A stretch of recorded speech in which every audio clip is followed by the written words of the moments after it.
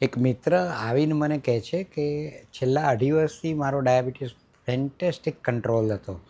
એવો કંટ્રોલ હતો કે પરફેક્ટ બધા રેકોર્ડિંગ્સ આવે અને હું ડાયાબિટીસની દવા બહુ જ નિયમિત લેતો હતો. પણ છેલ્લા 15 દિવસથી 3 વખત શુગર ઘટી જવાના, અચાનક ખૂબ ભૂખ લાગવાના, પરસેવો થઈ જવાના પ્રસંગો બન્યા.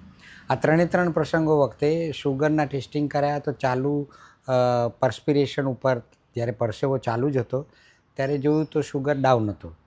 હવે ડાયાબિટીસના દર્દીને ઉપરાઉપરી 15 દિવસમાં 3 વખત જો શુગર ડાઉન થાય તો આ એક એલાર્મિંગ સિચ્યુએશન છે. એના માટે તમારે તમારા ડૉક્ટરને મળવું જ પડે. આ ભાઈ જેમની હું વાત કરું છું એમણે હમણાં નવી મેરેથોન માટેની ટ્રેનિંગ શરૂ કરેલી.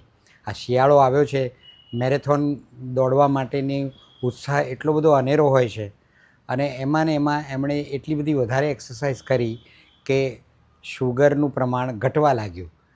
આમ હાઇપોગ્લાયસીમિયા માટે તમારે કારણ તો શોધવું જ પડે, ડૉક્ટરને મળવું જ પડે, એવું છે.